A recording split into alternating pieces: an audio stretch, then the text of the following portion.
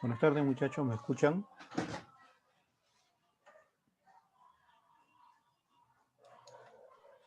Ingeniero, buenas tardes. Sí, bueno, Ok, no sé si muchas se escucha. gracias. Vamos a continuar con la clase. Ya estamos finalizando lo que corresponde a las bocatomas para un régimen subcrítico. Ya habíamos hablado justamente del barraje fijo, que es lo que ustedes están observando en estos momentos. Y habíamos mencionado también de cómo finalmente llegan a funcionar los barrajes fijos, ¿no? Al final se llegan a colmatar de sedimentos. A diferencia de los embalses, un alumno preguntó, recuerdo la última vez, dijo que si estas colmataciones de sedimentos que se producen en el barraje fijo, era necesario estar limpiándolos, ¿no? A diferencia de los embalses en los cuales sí se debe limpiar, el barraje fijo, recuerden que su función es para elevar el nivel del agua, ¿no? Entonces, si es para elevar el nivel del agua, que esté con o sin sedimentos, igual el agua se va a elevar. Es diferente a lo que sucede en los embalses, ¿no? El embalse, ¿cuál es el objetivo del embalse? Almacenar agua para usarla en otro momento, ¿no? Entonces allí sí es importante que el espacio que genera la estructura que está cerrando el paso del agua permanezca libre para que el agua se almacene, ¿no? Imagínense si un embalse se llena de sedimentos, entonces perdió ya la función del embalse, ¿no? Pero en el barraje fijo no, en el barraje fijo su función es almacenar agua, ¿no? Su función es elevar el nivel del agua, que es distinto, ¿no? Por ese motivo no es necesario hacer la limpieza del barraje fijo, sería innecesario, no sería gastar dinero en vano, ¿no? Porque igual el barraje fijo va a elevar el nivel del agua, esté o no con sedimentos, ¿no? Habría que ver si de repente este sedimento influye en la captación, ¿no? Eso depende del diseño que se haya realizado, ¿no? Pero en general no sería importante hacer esa limpieza. ¿De acuerdo? Eso tenganlo claro, muchachos. ¿Ah? Aquí no se almacena agua, ¿no? Solo se eleva el nivel, por ese motivo no es necesario estar limpiándolo, ¿no? Y en esto ya lo habíamos hablado, inclusive el ejemplo se avanzó hasta aquí, y bueno, ya lo que sigue es reemplazar en las expresiones que ven aquí, en estas fórmulas, se reemplazan estas fórmulas y se obtienen los valores para finalmente tener las dimensiones de ese barraje fijo con su posa y disipación, ¿no? Bien, ahora vamos a ver lo que es el canal de limpia. ¿Alguna pregunta hasta aquí? El canal de limpia, ¿dónde se ubica? El canal de limpia se ubica justamente al pie de la ventana de captación, ¿de acuerdo? Para que lo tengan claro. ¿Dónde está ubicado ese canal de limpia? Al pie de la ventana de captación. Voy a subir la imagen. Disculpen por la subida de imagen, pero a mí me fastidia, me imagino que ustedes también. Aquí, por ejemplo, lo vemos, ¿no? Ventana de captación, los sedimentos se amontonan al pie de la ventana, ¿no? Porque aquí van a subir, entonces parte de los sedimentos se van a amontonar en esta zona. Y esta ventana, que es la que está pegada justamente a la cara de la ventana de captación, es la compuerta limpia, ¿no? Uno levanta la compuerta y el agua va a salir con velocidad debido a la pendiente y va a arrastrar los sedimentos que se han acumulado al pie de la ventana de captación, ¿no? Ese es el canal de limpia, ¿no? Más arriba o más abajo, creo que había, más abajo es. Sí, más abajo. Hay otra foto en la cual me parece que también se veía esto aquí.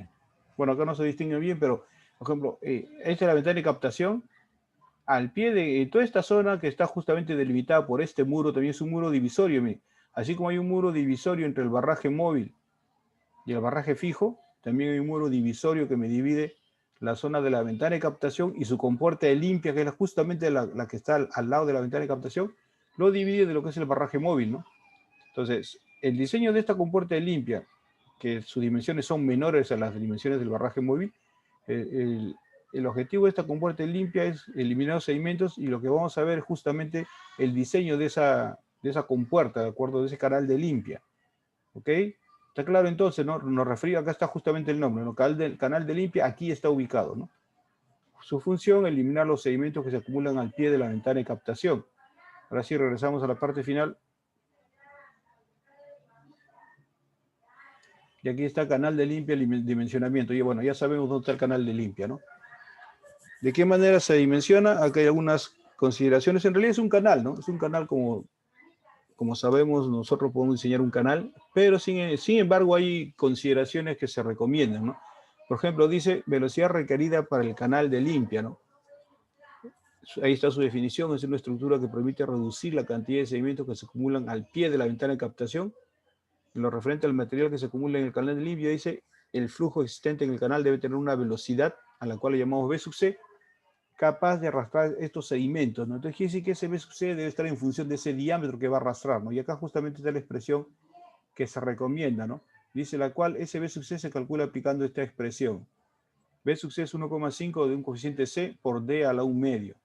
¿Qué es V sub C? Ya lo hemos mencionado. Velocidad requerida para iniciar el arrastre de los sedimentos. ¿Qué cosa es C? Coeficiente en función del tipo de material que se ha acumulado al pie de la ventana de captación.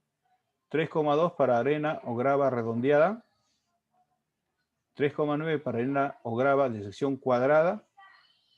Y 4,5 a 3,5 para mezcla de arena y grava.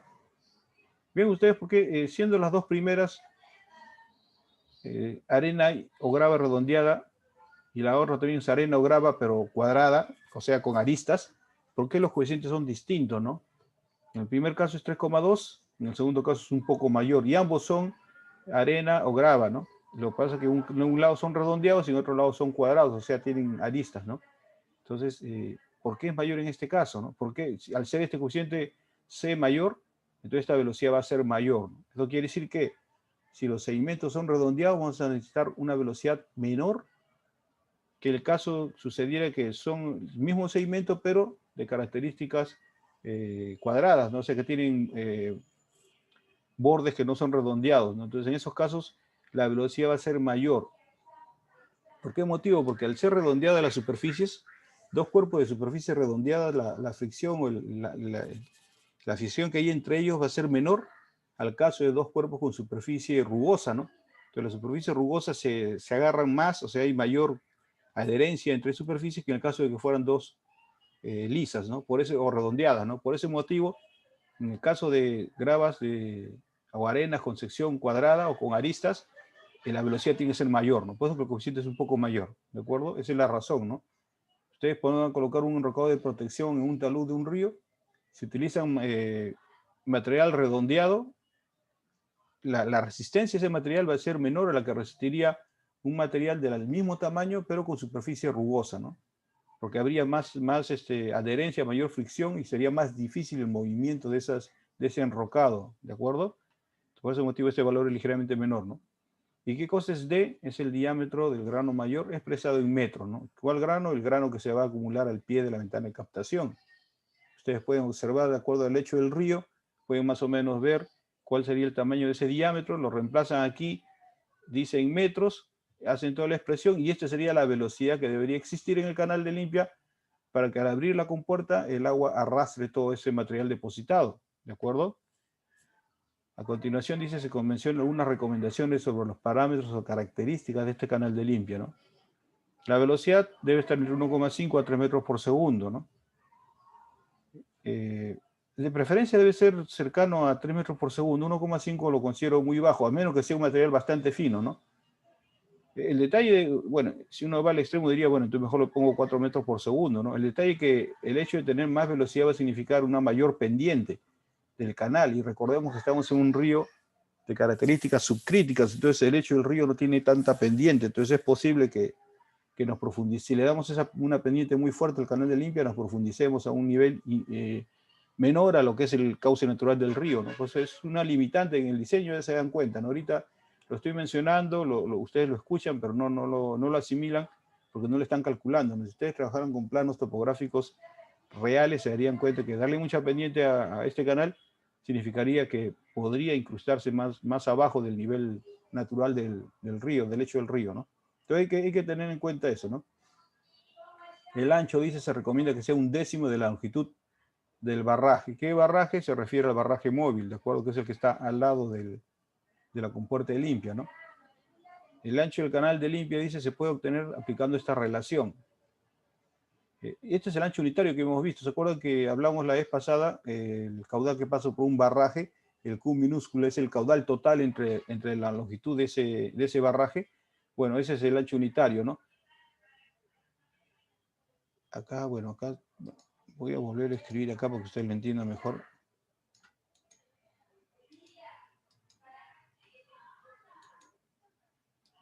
A ver, esto es así, ¿no? El Q minúscula va a ser igual al caudal entre el ancho, ¿de acuerdo? Aquí está ahora sí. Esta es la expresión que se recomienda, es una expresión empírica por si acaso, que está en función del B sub C. ¿Quién es B sub C? Es la velocidad que está calculada de esta manera, ¿no? ¿Qué cosa es G? Aceleración de la gravedad, ¿de acuerdo? Asimismo, nosotros sabemos que el caudal unitario en ese canal de limpia va a ser el caudal total entre el ancho del canal de limpia, ¿no? Esa es otra definición, el ancho del caudal unitario, que lo vimos en el caso del barraje fijo, en el cual dividimos todo el caudal que pasa por el barraje fijo entre la longitud del barraje fijo, ¿no? En este caso, como hablamos del canal de limpia, el caudal unitario va a ser el caudal que pasa por el canal de limpia entre el ancho de ese canal, ¿no? Este es el caudal unitario, también este es caudal unitario, entonces de acá puedo despejar la expresión que me va a permitir determinar el ancho del canal a partir de esta velocidad B sub C, que sí la conocemos, aquí está, ¿no? Bueno, acá despejamos que B, para eso esto el denominador, y podemos expresar, obtener esta relación que la vamos a utilizar justamente para resolver el cálculo de este canal, ¿no?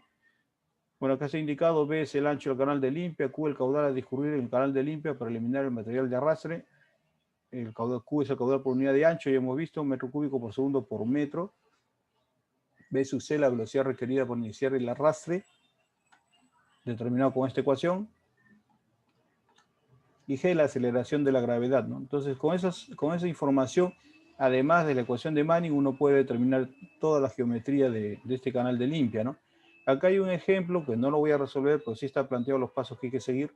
Sería bueno que ustedes lo hagan. Dice, determinar las dimensiones y características hidráulicas. Cuando hablamos de características hidráulicas se refiere al tirante, al área, a la velocidad, al número de Froude, ¿de acuerdo?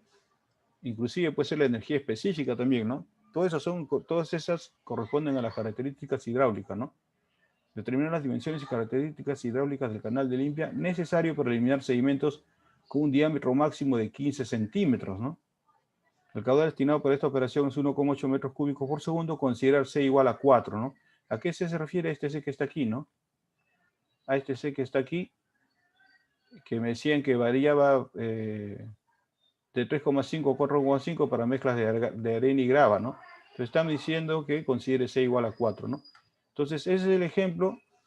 ¿Cuál es el procedimiento que debo seguir? Primero calcular el B sub C, ¿de acuerdo? El B sub C aquí está. Esto sería V, ¿no? V sub C sería igual a toda esta expresión. Tengo el C, tengo el D, puedo calcular la velocidad, ¿no? Y con la velocidad, pues dice, lo que hago luego, calculo el ancho unitario y el caudal unitario, ¿no? Y con este valor y el caudal del canal limpia se halla el ancho B, ¿no? ¿De acuerdo? Luego, por continuidad, determino el tirante, caudal de velocidad por área. Finalmente, aplicando la ecuación de Manning, se halla la pendiente del canal de limpia. Y con eso tendría toda la geometría, ¿de acuerdo? Es aplicativo nada más, no hay nada más que hacer en este caso, ¿no? ¿Alguna pregunta, muchachos?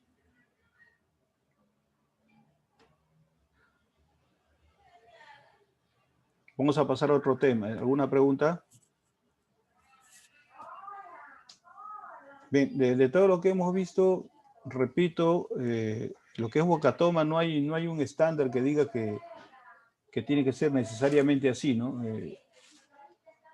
Tenemos una topografía de una zona, tenemos ubicada en un tramo de un río, pueden ir dos personas, dos ingenieros distintos a diseñar una Bocatoma y con toda seguridad los dos van a hacer diseños diferentes, ¿no? Porque no hay un estándar, no hay algo que tenga que ser así, ¿no?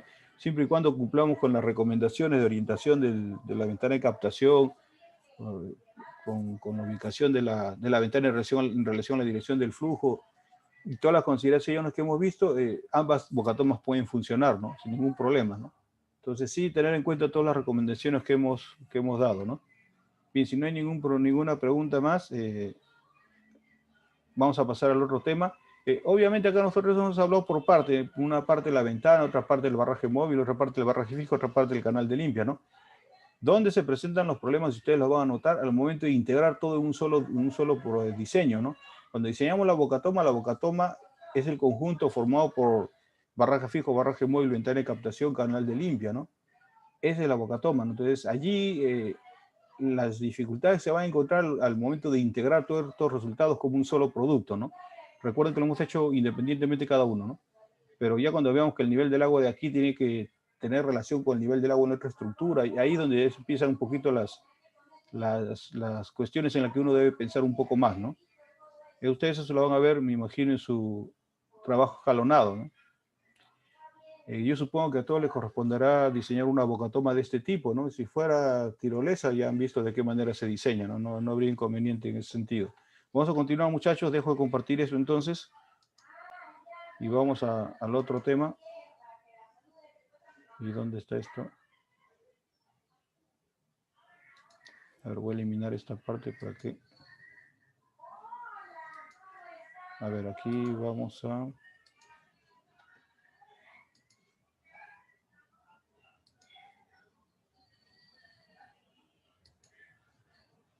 Listo. Bien, vamos a pasar a otro tema. Bueno, muchachos, aprovechando este entretiempo, bueno, espero que todos se encuentren bien de salud. Sabemos y las noticias lo están indicando de que la situación producida por esta pandemia ha desmejorado, ¿no? O sea, lo que se había avanzado en el sentido de que las personas, los casos habían bajado, entonces como que se ha retrocedido un poco, ¿no? Entonces, la recomendación es que ustedes sigan cuidándose, aunque no tanto, ¿no? Ustedes, yo conozco personas más o menos que son de su edad que han llevado el virus en su cuerpo y no se daban cuenta, ¿no? El detalle está que contagian, ¿no? O sea, a ellos no les pasa nada, pero sí contagian, ¿no? Entonces, el problema va a ser para las personas que estén alrededor de ustedes, ¿no? Me refiero a los familiares, ¿no? Entonces, la recomendación es que se cuiden, sigan manteniendo el distanciamiento y la protección de la mascarilla, ¿no? Por el bien de todos nosotros, ¿no? Para que no haya ninguna mala noticia más adelante y ustedes puedan culminar con sus estudios de manera satisfactoria, sin preocupación, porque si un familiar nuestro se enferma, es una carga emocional para uno, ¿no? Uno no puede desempeñarse igual a como estuviera sin ninguna preocupación, ¿no? Dime, Cristóbal Chaparro, ¿cuál es tu consulta?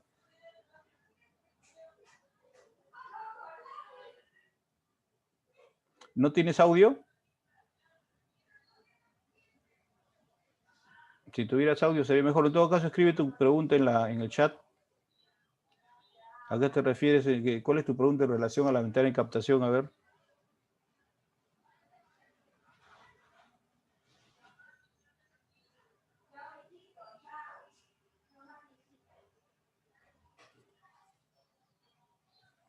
John, ¿qué pasó? ¿No escribes? Es del tema de ventana. Usted, que en ejemplo, considera un ancho de 2 metros. Sí, efectivamente, sí, se considera 2 metros. ¿Cuál es la consulta?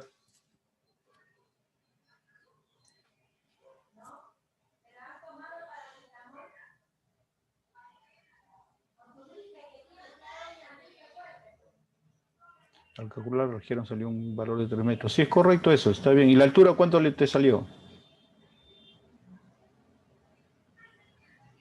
Es correcto que salga mayor, porque ahí se está añadiendo la contracción, está añadiendo el ancho de las rejillas, ¿no? Eso sí, no hay inconveniente, ¿no? No va a salir exactamente 2 metros, es un valor inicial para hacer el diseño, ¿no? Como le digo, la forma de las ventanas de captación son rectangulares, en la cual el lado mayor está en sentido horizontal y el lado menor en sentido vertical, ¿no? No he visto ventanas de captación con dimensiones diferentes, ¿no? Podría graficarlo, no me quedó muy claro. A ver, ¿a qué te refieres con que no te quedó claro qué? Sería bueno tu audio, Cristóbal, no te entiendo. Con lo que escribes no te capto. Nos salió un ancho de 3 metros, considero un ancho de 2 metros, podría graficarlo, pero eso está graficado. A ver, yo recuerdo que de esto hicimos una gráfica en el Jamboard.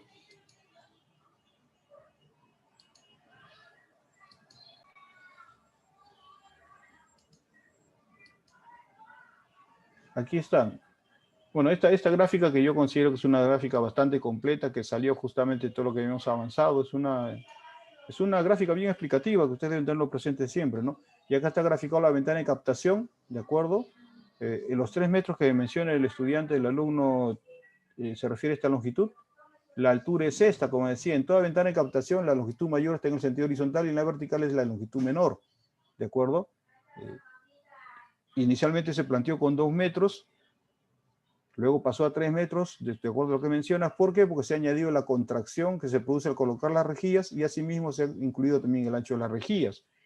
¿De acuerdo? Entonces, eso es correcto, ¿no? Acá se ve también la ventana de captación, la altura P para evitar que los sedimentos ingresen, los sedimentos de fondo, y la cota superior de la ventana de captación coincide con la cota superior del barraje móvil, ¿no? También eso se ha explicado, ¿no? ¿De acuerdo? Acá está la gráfica, Cristóbal, me parece que te ha pedido. Sí, Cristóbal, ¿cuál sería tu consulta adicional? No, como te digo, sería conveniente que tengas audio porque no te... Bueno, de acuerdo a lo que leo, la explicación sería la que está aquí, ¿no? Si tienes algo más que consultar, sería bueno que lo escribas de una vez en el chat.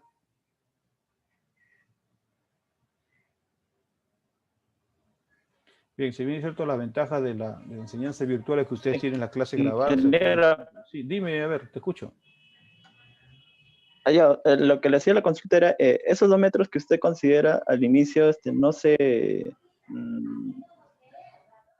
no se construye o no solamente se toma como para poder calcular esos 3 metros de la rejilla que al final no sale. Claro, es como un valor inicial que uno toma, ¿no? Es como un valor inicial que uno toma y al final, como te digo, debes tú tener una ventana de captación que sea rectangular en la cual la mayor longitud esté en el sentido horizontal y la menor longitud en el sentido vertical, ¿no? Ese es el criterio que debes tener. Ten en cuenta que si esto es más alto, implicaría que tus compuertas del barraje móvil también van a ser más altas, ¿no? Entonces, eso no olvidemos, por eso le decía, nosotros hemos hecho diseños separados. Hemos diseñado la ventana de captación, hemos diseñado el barraje móvil, barraje fijo y luego el canal de limpia. Pero una vez que uno va a hacer el diseño completo, o sea, una bocatoma completa, un solo diseño, es dar cuenta que, por ejemplo, que la altura de este umbral superior de la ventana de captación coincide con la altura del barraje móvil, ¿no? Entonces, si ustedes le dan un P muy alto o si ustedes calculan esta ventana con forma más o menos que tiende a una forma cuadrada, entonces esto va a implicar que esta altura va a ser mayor y eso va a significar que estas compuertas van a ser más altas, entonces no, cualquier influencia que se haga en esta ventana de captación va a tener relación con lo que sucede en las estructuras que están al lado, ¿no? Entonces, eso no está bien, ¿no? Entonces, esta compuerta no sirve que sea muy alta, porque no olvidemos que al final el cálculo lo hacemos con un cálculo considerando que funciona como un orificio, ¿no? Y si esta carga es muy pequeña y esto no funcionaría como un orificio, corremos el riesgo de que esta fórmula no sea válida para el funcionamiento de ese barraje móvil, ¿no? De las compuertas del barraje móvil, ¿no? Por ese motivo se procede de esa manera, ¿no? Es parte de lo que le mencionaba. No hay un estándar de diseño que diga que esto tiene que ser necesariamente tal altura o tanto de longitud, no hay eso, ¿no? Y por eso le mencionaba que si ustedes dan la topografía a 2 ingenieros, los 2 ingenieros van a sacar con toda seguridad diseños distintos, ¿no? Quizá uno cueste más que el otro, pero es muy probable que los dos funcionen, ¿no? O sea, eso le digo, esa es la diferencia que hay con la cálculo estructural en la cual en base a normas, en base a factores de seguridad, se obtienen dimensiones y refuerzos ya establecidos, ¿no? Acá no es así, ¿no? No sé si quedó claro Chaparro, o Cristóbal, sí, Cristóbal Chaparro me parece. Sí, ingeniero, gracias. Bien, los diseños hidráulicos son así, sobre todo de las bocatomas, es bien, es más que nada la creatividad del ingeniero que está diseñando, ¿no? Entonces, eso tenganlo presente. ¿Alguna otra consulta? Vamos entonces a continuar con la clase. Y tenemos acá que estamos aquí. Y entonces vamos a ver ahora lo que son presas y embalses. No vamos a ver, lógicamente, lo que son presas y embalses al detalle, solo vamos a ver las condiciones hidráulicas que se debe cumplir en este tipo de estructuras y cuál es su funcionamiento, ¿no? Eso es lo que vamos a ver nosotros. Ya estamos viéndolo como un capítulo del curso, ¿no? Conceptos generales que van a permitir al menos entender de qué se trata esta estructura con cálculos hidráulicos básicos. Entiendo que en el departamento de hidráulica había o hay, no sé, la verdad que perdí ese rastro, había un curso de presas, ¿no? Que era durante los 4 meses se hablaba solo de presas, ¿no? No sé si seguirá, la verdad que, pero antes sí se dictaba, ¿no? Aquí lo vemos de esa manera, de ese enfoque nada más, vamos a ver bastante general con cálculos hidráulicos mínimos que permiten entender de qué se trata estos embalses. Y entonces vamos a empezar, tenemos embalse y presa, ¿no? Son dos cosas distintas, ¿no? Presa y represa sí son similares, ¿no? Pero embalse y presa sí se representan dos cosas distintas, ¿no? ¿Y qué significa cada término? Aquí está mencionado, ¿no? El embalse es el almacenamiento artificial de agua limitado por el cauce del río y por una represa. Ese es el agua que se acumula, ¿no? Aquí está la flecha, lo indica, ¿no? Y la presa es la estructura que cierra el paso del agua y que hace justamente que ésta se eleve y almacene, ¿no? Entonces aquí tenemos, por ejemplo, en esta figura, voy a agrandar un poco más esto. En esta figura, esto corresponde al cauce de un río, ¿no? El agua viene por aquí y hace todo este recorrido, ¿no? Pero por necesidades que se tienen aguas abajo, se ha requerido almacenar agua. Entonces se ha construido esta presa que está cerrando el paso del agua, ¿no? Entonces el agua que ha pasado al encontrar una estructura que le cierra el paso del agua, así como vimos en el barraje fijo, empezó a elevarse, ¿no? Empezó a elevarse. Y en este caso, como se trata de un embalse, y acá está el embalse, el embalse es el agua que se ha acumulado, el volumen de agua que se ha acumulado es el embalse, y la represa es la estructura que cierra el paso del agua. Entonces este embalse se va a almacenar allí y va a poder ser retirado en la medida que se requiera aguas abajo, ¿no? Este es el esquema general. Acá vemos lo siguiente, creo que se pueden poner las dos, justo, acá se pueden poner las dos fotos que de alguna manera se complementan. Aquí está.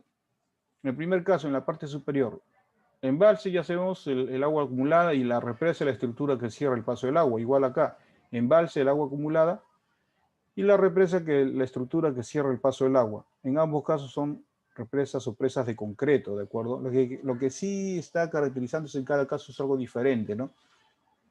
En la parte superior tenemos que el agua está pasando por encima, y en la parte inferior el agua está saliendo por abajo, ¿no?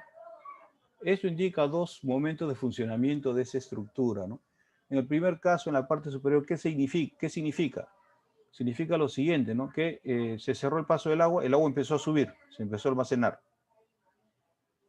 Lo que ustedes observan aquí es el agua que está saliendo, ¿debido a qué? Debido a que el embalse se ha llenado, ¿no? Entonces el embalse alcanzó su cota de diseño, su cota de operación, o sea, la cota a la cual debe llegar el agua para almacenar el volumen que se necesita, y si entra más agua, ¿qué hacemos? Se devuelve al río, ¿no? Entonces eso se hace mediante estos vertederos, ¿no? Estos vertederos se denominan vertederos de excedencias o de demasías, ¿no? Que entra en funcionamiento cuando el embalse ya se llenó. El detalle está que el agua no, si no hubieran estos vertederos de demasías, el agua seguiría llenándose, ¿no? Sigue el agua ingresando, se sigue llenando y puede pasar por encima de la represa, ¿no? Entonces, a pesar de que esta represa es de concreto, los estribos no son de concreto, no están conectados justamente al terreno natural. Entonces, ahí se va a producir erosión que va a debilitar la estabilidad de esta estructura, y esta estructura puede romperse y destruirse la represa, ¿no? Y el agua saldría, pues, imagínense la cantidad de agua almacenada, que de un momento a otro se rompa la estructura que cierra el paso, sale como una onda violenta que dañaría y se arrastraría todo lo que se encuentra aguas abajo, ¿no? Entonces, ¿qué condición tiene este embalse, esta represa? Está totalmente lleno y el agua está saliendo por los vertederos de excedencia, ¿de acuerdo? Otra consideración más es, para diseñar estos vertederos de excedencias, ¿con qué caudal se diseñan? Se diseñan con el caudal para el periodo de retorno máximo, ¿no? Que una represa, ese periodo de retorno es como mínimo 100 años, ¿no? Es de 100 años, puede ser 200 años, puede ser 500 años, puede ser hasta 1000 años, ¿no? El caudal de avenidas en una represa, ¿no? Ustedes han hecho tránsito de avenidas en reservorio, en hidrología. Ese caudal que ustedes van a hacer correr por el embalse es el que va a salir finalmente por esta estructura. ¿Eso qué quiere decir? Que las dimensiones de este vertedero de excedencia tienen que tener la capacidad tal que permita que el caudal de avenidas pase por esta estructura sin que se llene la represa, ¿no? Si estas dimensiones son menores, ¿qué va a pasar? El agua va a pasar por encima y ya sabemos lo que sucede si pasa por encima, ¿no? Entonces, esta es la función de estos vertederos de masías, ¿no? Su número de ventanas y su alto y todo se diseñó en función del caudal de avenida, ¿no? Entonces, condición aquí, el agua se llenó el embalse y el agua está saliendo por encima, ¿no? La figura de abajo me indica también un embalse, pero los vertederos de excedencia existen, ¿no? Son diferentes estructuras, por si acaso no son las mismas. Acá tenemos 1, 2, 3, 4 vertederos de excedencias, ventanas de excedencia, y acá tenemos solo 1, 2, 3, ¿no? Ustedes observan en este caso que el agua está saliendo por una tubería que está en la parte inferior, ¿no? Esa es la tubería de regulación que va a soltar el caudal, ¿no? Acá también debe tener una tubería en la parte inferior, puede ser aquí o a un costado, pero debe tener una tubería que justamente va a regular el caudal que se almacena en esta estructura, ¿no? Pero ¿qué pasa? Cuando ya la represa se ha llenado, cuando empieza a pasar por encima de los vertederos de masías, eso significa que el agua que pasa que está entrando más caudal que se necesita. Entonces, esta compuerta que ustedes ven acá, que está saliendo el agua, simplemente se cierra, no debe estar por aquí debajo, ¿no? Se cierra y simplemente se abastece del agua que está pasando por los vertederos de masías, ¿no? Por ese motivo no ven este funcionamiento. Entonces, aquí sí, ¿no? Esto indica que el embalse se está llenando, ¿no? El agua está en un nivel inferior a la cota que tiene esta ventana del vertedero de masías, ¿no? Como el embalse se está llenando, yo necesito agua, regular agua para alguna obra de aguas abajo, entonces abro la compuerta de esta tubería y empiezo a soltar un caudal. Este sería el caudal de regulación, ¿no? En el momento que este embalse se llene y empieza a salir agua por el vertedero de masías, como en este caso, entonces esto tranquilamente se puede cerrar, ya no funcionaría, ¿no? Esto por general funciona cuando el embalse se está llenando, que son las épocas en las cuales no hay mucha lluvia, ¿no?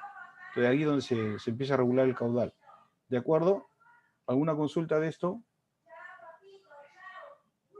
Está claro entonces la identificación de este concepto de presa y embalse, ¿no? Estamos viendo acá los vertederos de excedencias y la tubería de regulación, ¿no? En este caso es una sola tubería, ¿no? Puede darse el caso de que sean varias, ¿no? Pueden ser 3, 4, 5 tuberías, dependiendo del caudal que se va a regular del embalse, ¿no? Acá solo vemos una, ¿no? Bien, acá hay otra figura, lo mismo, ¿no? Acá tenemos el embalse, que es el agua almacenada. Acá tenemos la represa, que aquí se ve que no es de concreto, ¿no? Que es un material así tipo enrocado de protección. Y el vertedero de masías, que en este caso era de esta manera, aquí lo vemos de esta forma. Es un vertedero de concreto, obviamente todos los vertederos de masías son de concreto, para que el agua que ahí está a punto de llenarse aquí, nos vemos que está cerca a la cresta del vertedero, ¿no? El agua, una vez que alcanzó su nivel máximo, empieza a salir por este vertedero de masías, ¿no? El detalle está en que el agua no pase por encima de la presa, ¿no? ¿De acuerdo? Entonces, este es el funcionamiento y acá vemos un esquema que de alguna manera me indica la justificación de por qué se hacen estas represas, ¿no? En la parte superior me indica el comportamiento de los caudales, ¿no?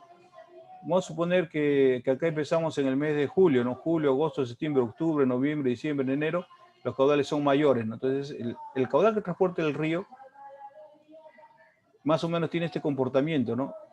En algunos meses son menores, en otros meses son mayores y nuevamente vuelve a bajar, ¿no? Entonces, si esos caudales que se transportan mensualmente lo pasamos a volumen, estaría representado de esta manera. Quiere decir que por esta sección, donde está ubicada esta represa, va a pasar toda esta cantidad de volumen, ¿no? Si no estuviera la represa, todo este volumen va a pasar, ¿no? Pero si yo pongo esta estructura que cierra el paso del agua, este volumen se va a almacenar aquí, ¿de acuerdo?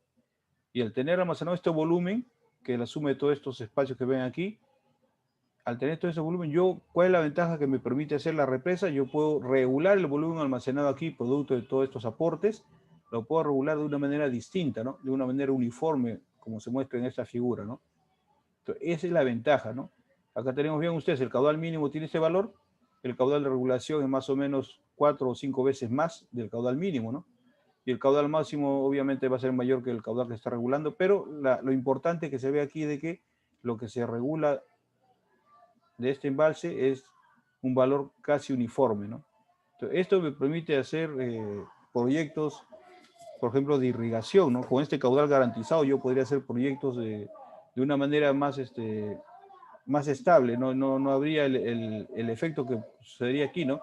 Que en los meses que el río trae poca agua, no voy a poder regar ciertos sectores de mi zona de cultivo. Aquí no tengo ese problema, ¿no? Entonces, esa es la importancia de este embalse, ¿no? El embalse lo que hace es distribuir de manera equitativa el volumen que trae el río en el periodo de análisis, que por lo general es un año, ¿no? ¿De acuerdo? Aquí se ve claramente en esta figura. ¿Alguna consulta? Entonces ya está viendo la importancia de una represa, ¿no?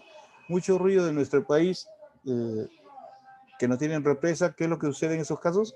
El agua que pasa como consecuencia del ciclo hidrológico va a tener este comportamiento, ¿no? Meses con poco caudal, meses con gran caudal.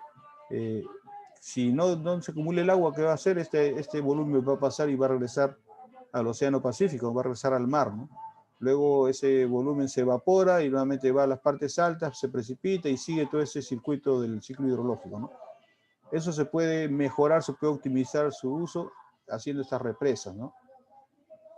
De esas represas ya hemos visto que han hablado mal en anteriores videos que hemos presentado en la clase, ¿no? Cuando vimos la parte del impacto ambiental. Bueno, prácticamente no tienen buena fama estas represas, pero recordemos que eran represas mayormente de grandes dimensiones y segundo, ubicadas en zona de selva, ¿no? Que no es nuestro caso, ¿no? Aquí en nuestro país no hay ninguna represa que esté ubicada en la zona de selva, ¿no? Porque en la selva tenemos gran cantidad de agua, ¿no? No es necesario almacenarlo. Lo que sí, nuestras represas se encuentran en su mayoría en zonas de la costa y la sierra, ¿no? Donde las características no son tan como podríamos mencionar, no afectan tanto al medio ambiente como en la selva, donde sí hay mayor actividad biológica, ¿no? Bien, entonces continuamos entonces, y este es el concepto de qué se trata la represa. Bueno, acá hay alguien que está haciendo una pregunta, vamos a ver. Dice, en caso de acumulación de sedimentos, ¿cómo se realiza la eliminación de dichos sedimentos? Bien, en esos casos, dependiendo de la magnitud del embalse, hay embalses de regulación diaria, o sea que un día se llenan y ese mismo día se vacían, ¿no? Que por lo general, cuanto menor es el periodo de regulación, los embalses son más pequeños, ¿no?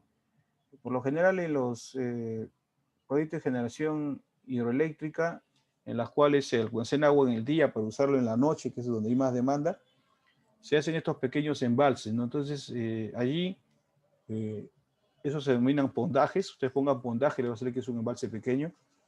Esos pondajes, debido a la función que tienen, sí es necesario limpiarlo, ¿no? Entonces, muchas veces entra maquinaria allí. En principio se hace una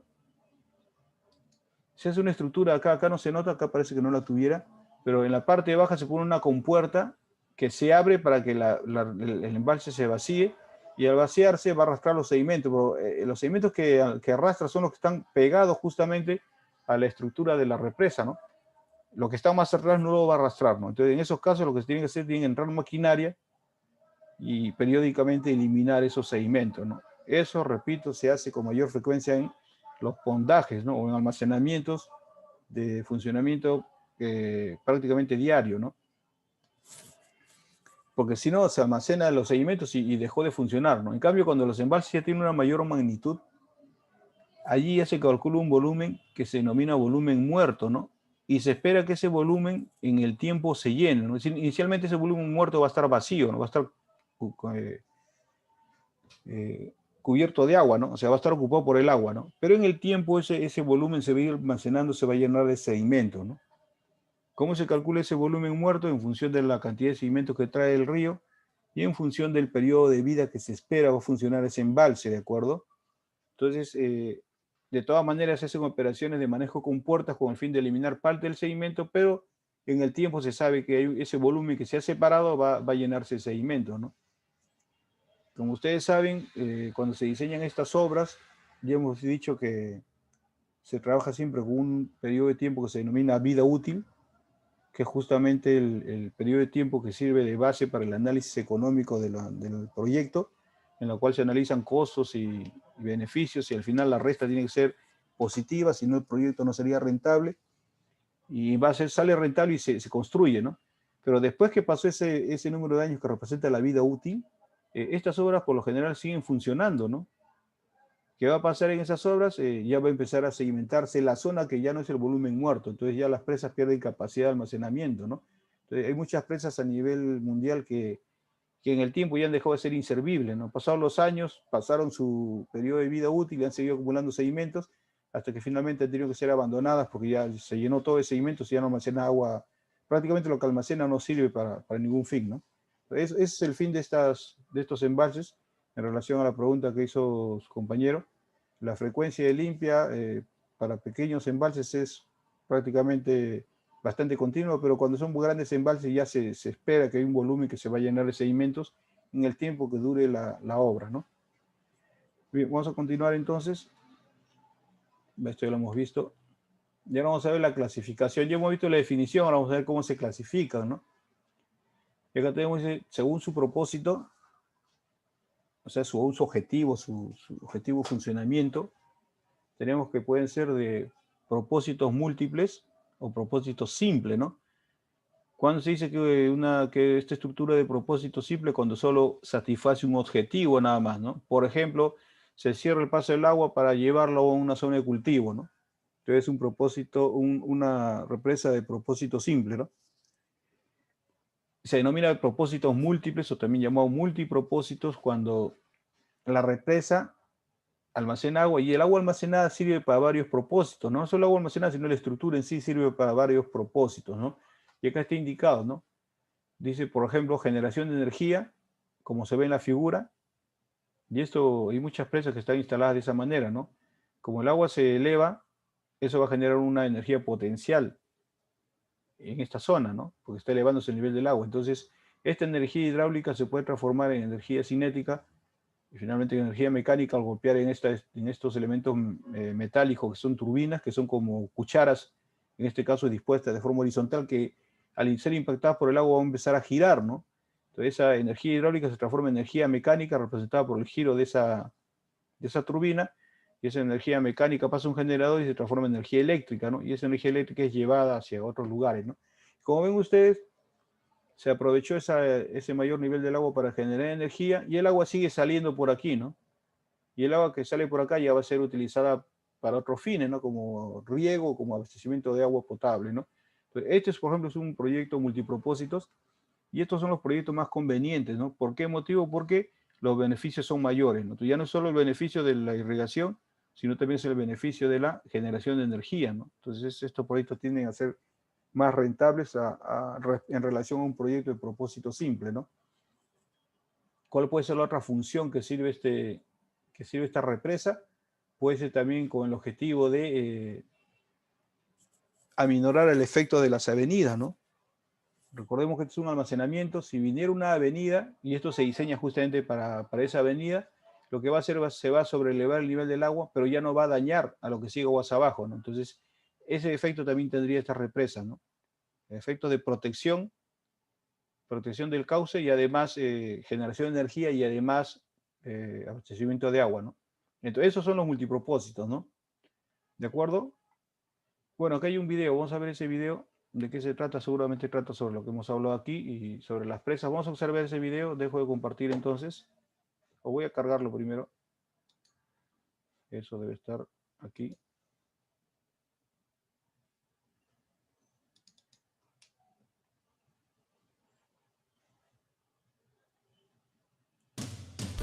A ver.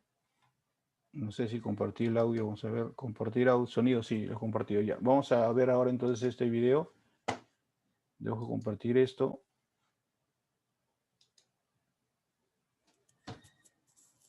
¿Ya dónde está eso?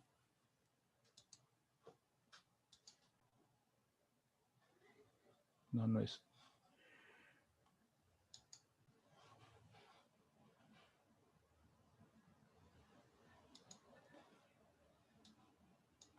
Bien, acá ya se debe ver, vamos a ver.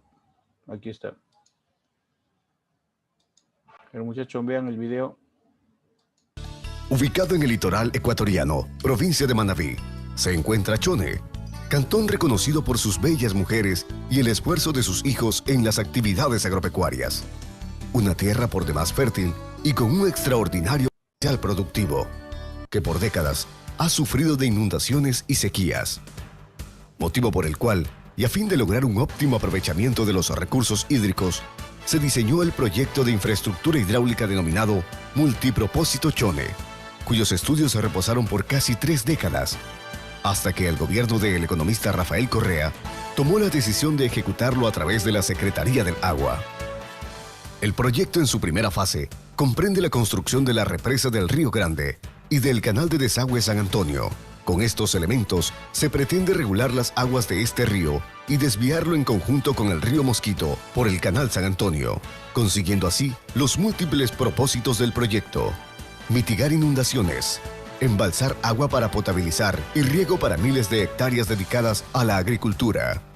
Desde agosto del 2013, el consorcio ecuatoriano Equitesa Equitransa construye la represa del Río Grande, ubicada en el sitio del mismo nombre, lugar estratégico por sus condiciones geográficas, para construir una montaña de tierra que unirá dos montañas denominadas, el Jobo 1 y Jobo 2. De esta manera, se interrumpe el paso del Río Grande, con el fin de lograr un embalse aproximado de 113 millones de metros cúbicos de agua. La represa se construye en dos etapas. La primera, que corresponde a la sección inicial del cuerpo de la presa, un trapecio de tierra compactada que se levanta 23 metros sobre el nivel del lecho del río. Se terminó de construir en diciembre del 2013 y junto al túnel de desagüe de fondo evitaron en 8 ocasiones que Chone se inunde, producto de las aguas del Río Grande, llegando a almacenar cerca de 12 millones de metros cúbicos.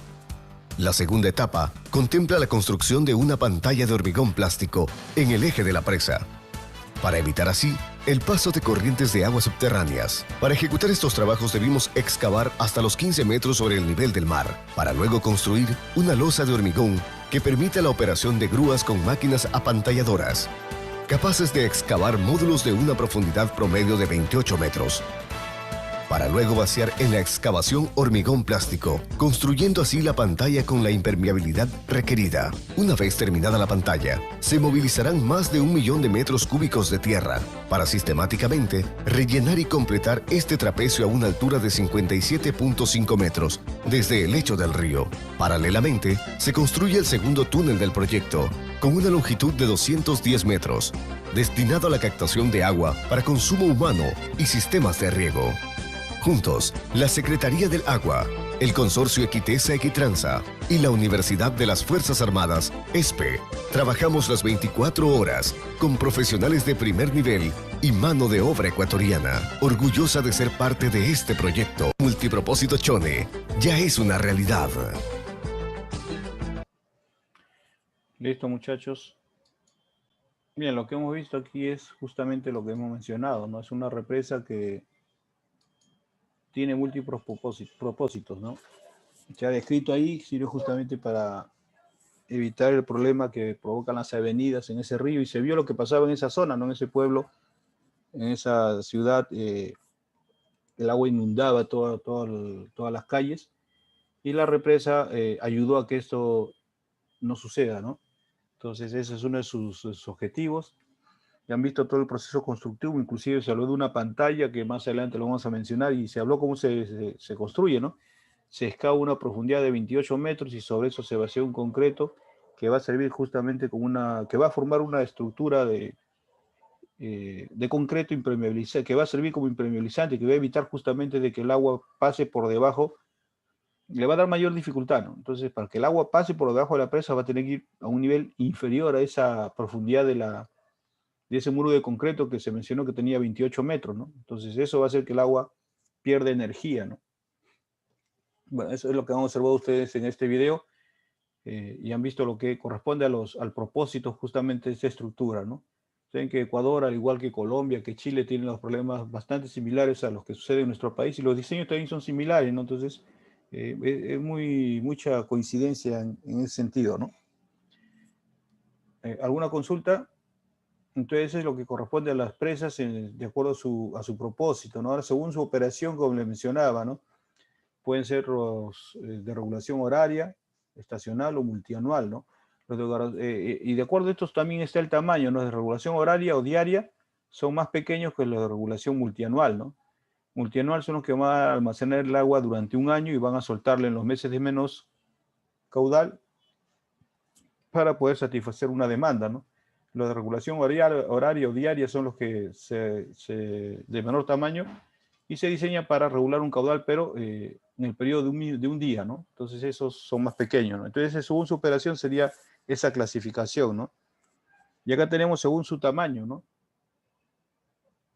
Según su tamaño tenemos que las presas se denominan gigantes cuando el volumen que almacenan son mayores a 100.000 millones de metros cúbicos, ¿no? Realmente es un volumen bastante grande, ¿no? Muy grandes se denominan cuando están entre 10.000 y 100.000 millones de metros cúbicos, grandes cuando están entre 1 millón y 10.000 millones de metros cúbicos, y medianos cuando están entre 1 millón a menos de 1.000 millones de metros cúbicos, ¿de acuerdo? Esa es la clasificación, y en la parte inferior ustedes pueden ver un cuadro en el cual se mencionan algunas represas más importantes, ¿no? A nivel mundial. Nuestro país, por ejemplo, acá no aparece Perú, ¿no? No está Perú acá. En nuestro país, por ejemplo, la presa más grande que tenemos aquí, en lo que se refiere, no en altura, sino en almacenamiento de agua, porque toda esta clasificación de según su tamaño está en función del almacenamiento, no está en función de la altura de la represa. Ojo, vean ustedes, está en función del volumen que almacena. En nuestro país, el almacenamiento más grande que tenemos de una represa es la que corresponde a Poechos, que su capacidad de almacenamiento inicial, cuando recién se inauguró, fue de casi 1.000 millones de metros cúbicos. De acuerdo, es el embalse más grande que tenemos en nuestro país. Esos 1.000 millones de metros cúbicos, según esta clasificación, ¿dónde estaría? No es C1, no es C2, no es C3, estaría en C4, ¿no? Entonces, en nuestro país, el embalse más grande estaría dentro de la clasificación de mediano, ¿de acuerdo? Porque es menor o igual a 1.000 millones de metros cúbicos, ¿no? En proyectos está una represa en Arequipa, que es la represa de Angostura, que aún no se ha construido y cuya capacidad de almacenamiento va a estar un poco más de 1.000 millones, creo que va a ser 1.200 millones de metros cúbicos, ¿no? Entonces, cuando esa represa se construya en Angostura, esa represa sería la más grande de nuestro país y estaría dentro de la clasificación de grandes, ¿de acuerdo? Porque su volumen estaría mayor a 1.000 millones y menor a 10.000 millones de metros cúbicos, ¿no? Pero esa represa todavía no se ha construido. Actualmente estamos entonces en la clasificación de represas medianas, ¿no? O embalses medianos, ¿de acuerdo? Como le mencionaba, aquí están los nombres de las más importantes. Y en primer lugar está la represa de Hoover, que está en Estados Unidos. Y está en el primer lugar no porque sea de mayor altura o porque almacene el mayor volumen, ¿no? Como ustedes pueden ver, su volumen de almacenamiento es 35.200 millones de metros cúbicos, ¿no? Y aquí debajo tenemos una que es 4 veces más, ¿no? Igual la de abajo, ¿no? Entonces no es la de mayor almacenamiento, ¿no? Lo que sí está en el primer lugar por lo siguiente, ¿no? Este ve su peso, el volumen de la presa que cierra el paso del agua, ¿no? Y este es el volumen del agua que se almacena, ¿de acuerdo? Entonces vean ustedes, en el caso de la presa Hoover, se necesitó solo 3,4 millones de metros cúbicos de represa para almacenar 35.200 millones de metros cúbicos de agua. Entonces, si hacemos la relación entre el volumen de agua que se almacena, entre el volumen de presa que permitió ese almacenamiento, vean ustedes, en el caso de Hoover sale 10.353 y ninguna de las demás lo supera, ¿no? Vean ustedes, la que está más cercana es la presa de Asuán, que está en México, en Egipto, perdón, disculpen, que está en Egipto, ¿no? Pero es la tercera parte de lo que representa Hoover, ¿no? Entonces, por esa razón se ubica en el primer lugar este almacenamiento, ¿de acuerdo? Por esta relación tan alta que tiene de volumen útil a volumen de presa. Entonces se requirió un volumen de presa bastante pequeño para poder almacenar un tremendo volumen de agua, ¿no? Eso no ha habido, no ha ocurrido en otras partes del mundo. ¿Y eso por qué ha ocurrido eso? Porque la geografía de la zona lo permitió, ¿no? Bueno, una zona que justamente se prestaba para almacenar gran cantidad de agua cerrando un pequeño pase, y ocurrió esto de Hoover, ¿no? Puede estar en el primer lugar, y esta es la relación, los 10.353, 3.803, y bueno, son bastante grandes, ¿no? Cuando se trata de embalses pequeños, o sea, ustedes van a hacer un embalse, diseño de un pequeño embalse, y en esos casos de embalses pequeños se puede aceptar una relación de volumen útil a volumen de presa que tiene que ser mayor de 10. Entonces, imagínense, comparen 10 con 1.445, 205, de 1.353. Es bastante pequeño, pero esto es válido cuando los embalses son pequeños, ¿no? O sea, vamos a ver más adelante que hay un compendio de lana de represas en nuestro país, que hay una gran cantidad, pero son pequeñas, ¿no? Y en ese tipo de represas se acepta que la relación del volumen útil al volumen de presa sea mayor a 10. No menos, ¿no? Porque ya sería antieconómico, ¿no? ¿Se entiende esto lo que he explicado? ¿Está claro? Aquí dice video 7.2. ¿De qué se trata ese video? Vamos a ver. Vamos a ver si sigo explicando o se trata de algo que tiene que ver. ¿Dónde está eso? Aquí? Dice, sí, creo que ya viene ese video. Ya, vamos a ver si vamos a poner ese video 7.2 entonces. Bueno, voy a mostrar la presa Hoover. Esta es la presa Hoover. Ven ustedes. Si ustedes tienen memoria, De hecho, ustedes han ido al cine varias veces a ver varias películas. Esta presa lo han reventado como 3 veces en las películas de cine de Estados Unidos, ¿no? La última fue en la falla de San Andrés. Esa fue la última vez que he visto que han reventado esta presa. Pero hay otras películas que también lo han hecho, ¿no? Entonces, es una de ellas nada más, ¿no? Entonces, esta es la presa Hoover. No es muy alta la presa en relación a otras, por si acaso, porque sí, para nosotros sí sería alta. Y vean ustedes la relación, ¿no? Si ustedes ven así la figura como está acá, dirían, pero si acá yo veo que, si bien es cierto, no es muy ancho, o sea, no es tan extenso, acá creo que son, acá lo indica, no son 200, ¿dónde está la longitud? Son casi 380 metros de longitud, o sea, de ancho de acá para acá hay 380 metros. En el caso de Poechos, esta longitud es más o menos 7 kilómetros, porque tengan ustedes una idea, acá solo son 400 metros, 380, disculpen. ¿Y cómo es que almacena tanta agua, ¿no? Y acá veo realmente que el agua almacenada está en relación a este ancho, ¿no? Pues no es solo esto, ¿no? Si vemos una figura en la cual se ve en planta la ubicación de esta represa, vamos a ver algo así como esto, ¿no? Y aquí está, vean ustedes. Y eso es lo grandioso de esta represa, ¿no? Vean ustedes. Esta es la represa, ¿no? La que hemos visto aquí, esto es esta figura de acá, ¿no? Entonces, acá hay un gran almacenamiento, ¿no? Ustedes, acá hay un gran almacenamiento, el agua venía por este canal y seguía este recorrido, ¿no? Entonces, cerrando simplemente este pequeño ancho, que es la presa Hoover, se ha permitido almacenar este tremendo volumen que es lo que está detrás, ¿no? Ven ustedes la cantidad de volumen que se ha almacenado, ¿no? Entonces, ¿por qué se tiene eso? Pues justamente las características geográficas que hay en esa zona permitieron justamente que cerrando este pequeño ancho de este canal, almacenar tremendo volumen de agua, ¿no? No hay otro lugar en el mundo hasta el momento en el que se haya podido conseguir esas ventajas, ¿no? Entonces, esta es la presa Hoover, ¿no? Y este es el tremendo volumen que almacena, ¿no? Y ahí se ve claramente el espejo de agua, el volumen que se almacena, cerrando el paso en esta zona, ¿no? Bien, ahora sí vamos a ver ese video. Voy a achicar un poco esto. Y este video 7.2 seguramente habla sobre esto, sobre estos volúmenes de presa en diferentes presas. Vamos a ver. No, primero, si mejor dejo de compartir una vez.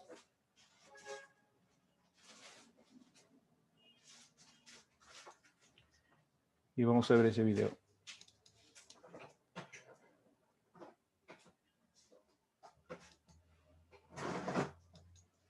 Ya.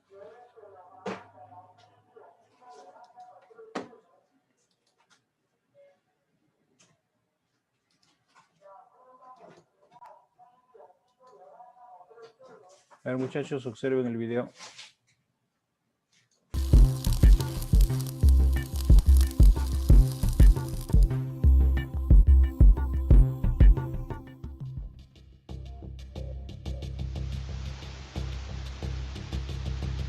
Número 10.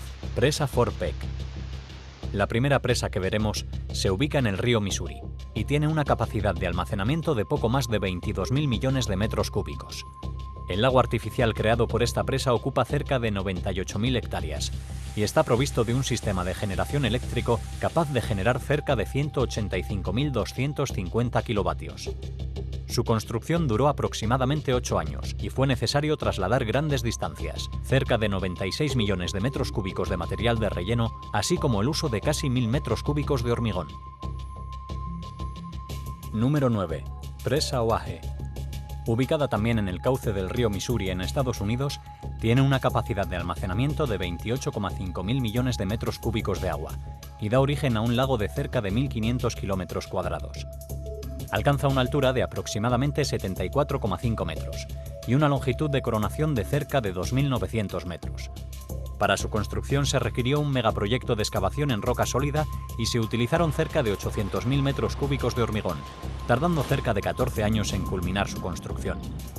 Al igual que la presa Garrison, hoy en día el Cuerpo de Marines de los Estados Unidos tiene el control y la administración de este complejo, limitando las actividades de pesca y ocio en sus instalaciones.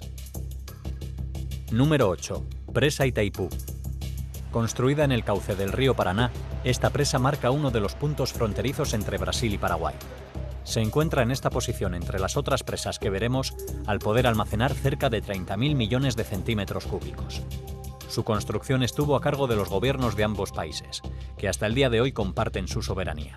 Además cuenta con una altura de 196 metros y una increíble longitud de corona de cerca de 8.000 metros. Se requirieron cerca de 14 años y necesitó la excavación de aproximadamente 24 millones de metros cúbicos, empleándose aproximadamente 12 millones de metros cúbicos de hormigón.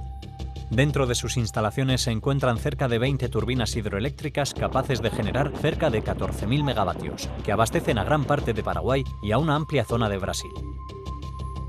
Número 7. Presa Garrison, en los Estados Unidos. En el séptimo lugar encontramos una de las presas más emblemáticas de los Estados Unidos, alcanzando una capacidad de almacenamiento cercana a 30.000 millones de metros cúbicos. Construida a finales de la década de los 40, cuenta con una altura de 64 metros y una longitud de coronación de 3.450 metros. Además posee una capacidad de generación eléctrica de 600 megavatios. Hoy en día su uso para el ocio es muy limitado, principalmente debido a, como hemos dicho, a que la presa está administrada por el Cuerpo de Marines de los Estados Unidos y es sede de prácticas de diversos cuerpos de élite del país. Número 6. Presa Hoover, en los Estados Unidos. Puede que por el nombre esta sea la presa más popular de las que vamos a hablar. Sin embargo, su capacidad y dimensiones la posicionan en la sexta posición. Construida con un triple propósito: generar electricidad, evitar inundaciones y almacenar agua suficiente para riego. Esta presa posee una altura de 220 metros y una longitud de coronación de 380 metros. Alzada en el Cañón Negro del río Colorado entre los años 1931 y 1936, esta presa alcanza a almacenar cerca de 36.000 millones de metros cúbicos de agua que crean el lago Mead, de cerca de 642 metros cuadrados. Número 5. Presa de las Tres Gargantas, en China. Considerado el mayor proyecto de presas del mundo, su construcción supuso la excavación de al menos 103 millones de metros cúbicos de roca y requirió el vaciado de cerca de 30 millones de metros cúbicos de hormigón. Su tamaño y capacidad de almacenamiento la ubican como la quinta presa más grande del mundo, alcanzando una capacidad total de cerca de 40.000 millones de metros cúbicos de agua. Fue pensada para ser una presa multipropósito. Por un lado, posee una capacidad para control de inundaciones de cerca de 33.000 metros cúbicos por segundo, así como una planta de generación eléctrica que alcanza a producir cerca de 22.500 megavatios. Número 4. Presa Ataturk. Su diseño y construcción se llevó a cabo entre los años 1986 y 1995, sobre el Éufrates, en territorio de Turquía. Está considerada como la cuarta presa más grande del mundo, alcanzando una capacidad de carga de 48.000 millones de metros cúbicos usados para abastecer de riego a cerca de 700.000 hectáreas de tierras cultivables. Cuenta con una altura total de 169 metros y una longitud de coronación cercana a los 1.700 metros. Todo esto le permite almacenar cerca de 48.000 millones de metros cúbicos. En su interior se encuentra instalada una serie de turbinas generadoras de electricidad con una capacidad de producción total de 2.400 megavatios, que provee de electricidad a cerca del 30% de la población turca. Número 3. Presa W.A.C. Bennett. Localizada en el cauce del río Paz en la Columbia Británica, su construcción creó el enorme lago Williston, con una capacidad de almacenamiento de agua cercana a los 74.000 millones de metros cúbicos, haciendo a esta presa la tercera más grande del mundo. Cuenta con una altura total de 183 metros y una longitud de coronación de aproximadamente 2.000 metros. Su construcción tardó cerca de 6 años y posee una modesta capacidad de producción eléctrica de 2.790 megavatios. Aunque su fuerte no es la producción eléctrica, su construcción fue necesaria debido a las constantes inundaciones que generaba el río en los pueblos a su paso. Número 2. Presa Guri. Construida al sur de Venezuela en 2 etapas durante los años 1963 y 1986, esta presa es la segunda más grande del mundo en capacidad de almacenamiento, alcanzando una capacidad máxima de 135.000 millones de metros cúbicos. Su lago cubre cerca de 4.000 kilómetros cuadrados y los generadores instalados en su interior generan cerca de 10.000 megavatios, que abastecen a cerca del 70% de las necesidades eléctricas de este país. Su estructura es de hormigón armado y tiene una longitud de coronación de 1.300 metros y una altura total de 16. Su lago es aprovechado para la pesca deportiva y sustenta la alimentación de al menos la zona oriental de este país. Número 1. Presa Akosombo. Ubicada al sur de Ghana, esta es la presa con mayor capacidad de almacenamiento de agua del mundo, alcanzando los 144.000 millones de metros cúbicos de agua. Además produce un inmenso lago artificial de cerca de 8.500 kilómetros cuadrados. Fue construida entre los años 1961 y 1966, y tanto su diseño como su construcción estuvieron a cargo de la empresa italiana Impregilo. Durante su proceso de construcción se necesitaron cerca de 12 millones de metros cúbicos de material y en su interior se instalaron 6 generadores de 128.000 kilovatios cada uno. Hoy en día, además de ser una de las principales fuentes de energía para este país, sirve de sustento para aproximadamente 500.000 de ghaneses que viven de la pesca y las zonas turísticas construidas a su alrededor.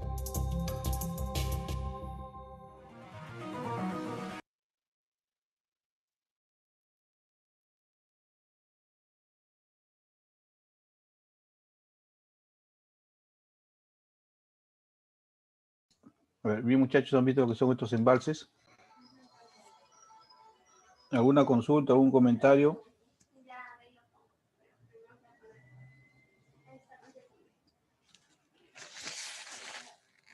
Dentro de lo que han presentado, se presentó en el video, se mencionó a 3 que están aquí, ¿no? Se habló de Hoover, se habló de Itaipú y se habló de 3 gargantas, ¿no?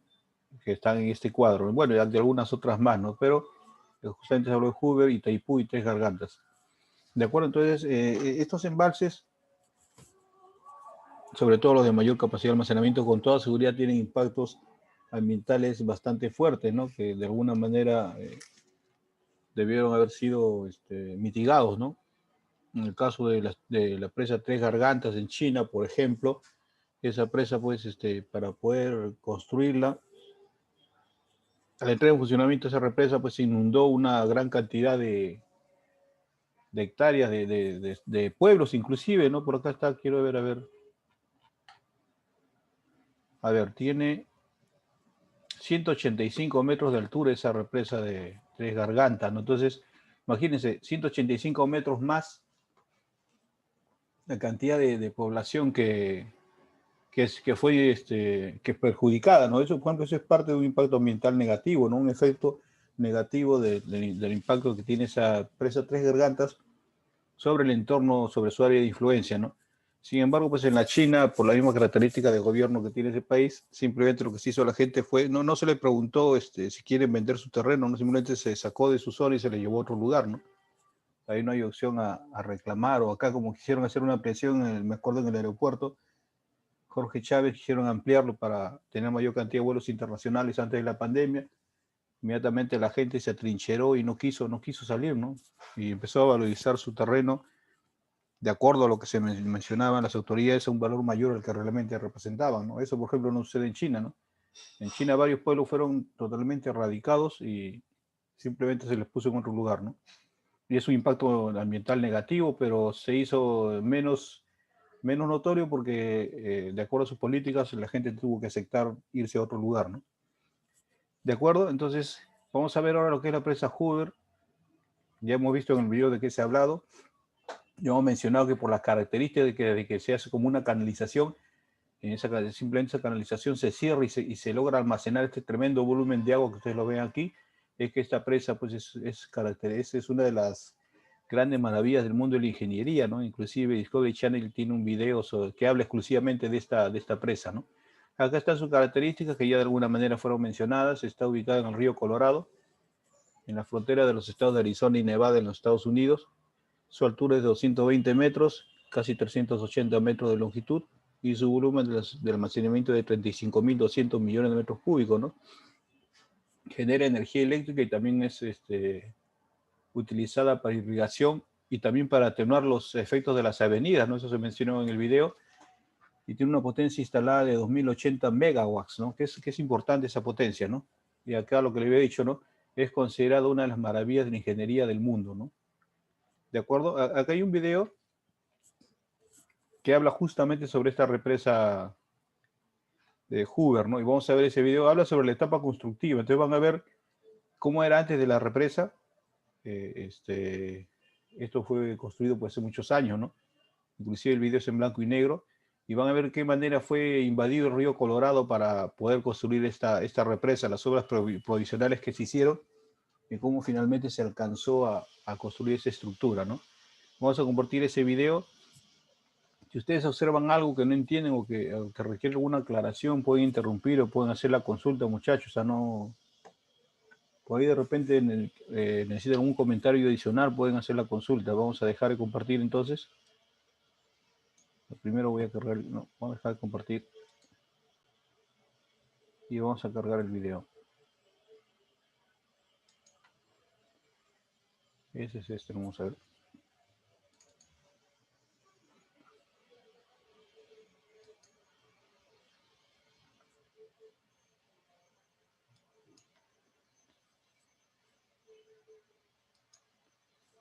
Bien, entonces vamos a empezar.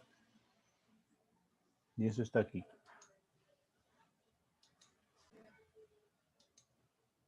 Pero observen, muchachos. Se usan 3 tipos de presa para la construcción. Las presas de gravedad son estructuras sólidas de hormigón que tienen una sección triangular. Su peso propio alcanza para resistir la presión del agua. La presa de bóveda opone al agua una forma curva. La fuerza del agua es descargada a través de la pared semicircular a los flancos en el valle. Esta construcción solo tiene sentido en secciones estrechas del valle y contando con flancos sólidos. Se puede combinar la presa de bóveda y la presa de gravedad en una forma mixta. El 4 de marzo de 1931, finalmente ha llegado el gran momento. Las Six Companies reciben el encargo y pueden comenzar con la obra. Al comienzo no hay absolutamente nada, ni carretera hasta el fondo, ni un lugar seco donde estar parado. La primera tarea consiste en desviar el agua del Colorado, circunvalando el terreno de la obra. Para ello se construyen 4 túneles, 2 a cada lado del río. 1.400 empleados. El trabajo no se interrumpe nunca. Se trabaja en 3 turnos, 7 días a la semana. La labor en la presa es dura y prácticamente no se cumplen las disposiciones de seguridad. Los accidentes graves están a la orden del día. El verano de 1931 trae un récord de calor de más de 46 grados. Los obreros deben trabajar bajo el rayo del sol, sin suficiente agua potable. El intenso calor cobra 14 vidas humanas, cifra que será incrementada dramáticamente en el futuro. Después del difícil comienzo en el año 1931, la situación va mejorando. Muchos trabajadores son llevados junto con sus familias a la recién construida ciudad de Boulder City. Esta es una comunidad modelo en la que están prohibidos el alcohol y los juegos de azar. Los hombres solteros son alojados en grandes dormitorios comunitarios, mientras se hacen más y más casas nuevas para las familias. El día más importante para los trabajadores es el de paga. Muchos desaparecen inmediatamente en dirección a Las Vegas con sus salones de juegos, bares y burdeles. En las elecciones presidenciales de 1932, Herbert Hoover pierde frente a Franklin Roosevelt, pero una semana después de su derrota ya viene a Las Vegas a inspeccionar la obra. A primera hora del 13 de noviembre de 1932, ha llegado el momento de desviar el Colorado. Durante todo el día los trabajadores arrojan toneladas de rocas en el lecho del río. Antes y después del lugar de la obra, erigen 2 llamadas ataguías. Ahora el Colorado pasa por los túneles.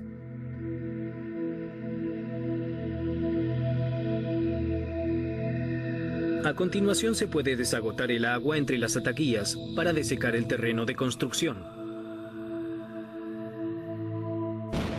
Al anochecer lo han logrado. Después de 12 millones de años, los hombres obligan al Colorado a abandonar su lecho.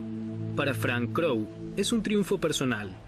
Han vencido al río y reducido el tiempo de construcción en 11 meses. Ahora hay que dinamitar las piedras sueltas de la pared para que el hormigón tenga un buen agarre.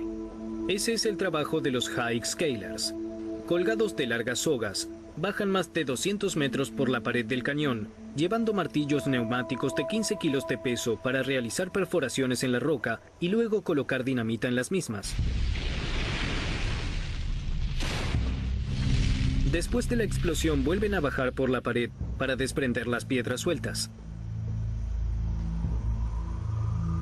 Ha pasado a ser legendario el rescate de un ingeniero civil que cae al precipicio. 8 metros más abajo, un high scaler oye el grito, se impulsa hacia afuera y logra asir el pie del hombre cayendo al vacío. Pero no todos tienen la misma suerte. Hasta su conclusión, la presa le cuesta la vida a 96 trabajadores. El 6 de junio de 1933, después de 2 años de preparativos, los trabajadores vierten el primer hormigón para la presa. Ahora Frank Crowe tiene empleados a 6.000 hombres. Para transportar el hormigón, Crowe diseña una elaborada red funicular que puede trasladar el material a cualquier parte de la obra. Para ello se utilizan contenedores con una capacidad de 3 a 6 metros cúbicos. Para la presa y las centrales de energía eléctrica se procesan 3,4 millones de metros cúbicos de hormigón, cantidad suficiente para una autopista de 2 carriles desde la costa oeste a la costa este de los Estados Unidos. La presa comienza a crecer paso a paso. No se la puede hacer en una sola pieza porque una construcción de hormigón de este tamaño, al secarse, seguiría entregando calor a lo largo de 125 años, debido a una reacción química. Por eso la presa es realizada en muchos bloques y columnas individuales. Después del enfriamiento, las juntas son llenadas con argamasa bajo presión para formar una estructura uniforme. El 6 de febrero de 1935 la presa está terminada. A 221 metros de altura se vierte el último hormigón sobre la pared del dique. Luego se clausuran las entradas a los túneles. Lentamente el Colorado se va embalsando detrás de la presa. Formará el Lake Mead, que actualmente tiene 185 kilómetros de largo y más de 150 metros de profundidad. Desde el comienzo se le ha dado gran importancia al diseño de la represa. Las torres de ingreso que conducen el agua a las centrales hidroeléctricas se realizan al igual que toda la presa en estilo Art Deco. La presa Hoover es un emblema industrial y pretende simbolizar la superioridad técnica del ser humano sobre la naturaleza. Al pie de la represa se encuentran las centrales hidroeléctricas. En su interior trabajan 17 generadores que en conjunto producen más de 2.000 millones de kilowatts. Eso alcanza para abastecer con electricidad a una ciudad de millones de habitantes. El 30 de septiembre de 1935, el presidente Roosevelt viene al Black Canyon para inaugurar la presa, 2 años antes de la fecha de terminación prevista.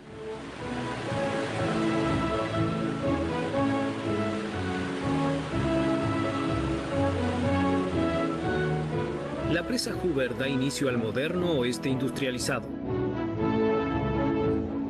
Frank Crowe se lleva a casa $350.000 en calidad de gratificación.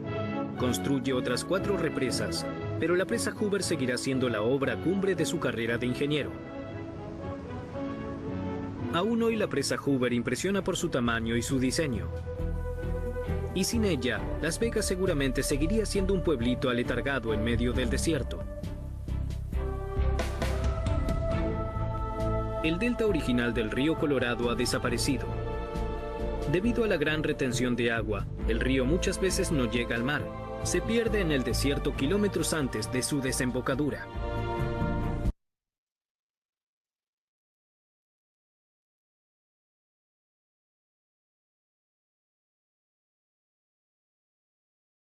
A ver, estaba sin audio.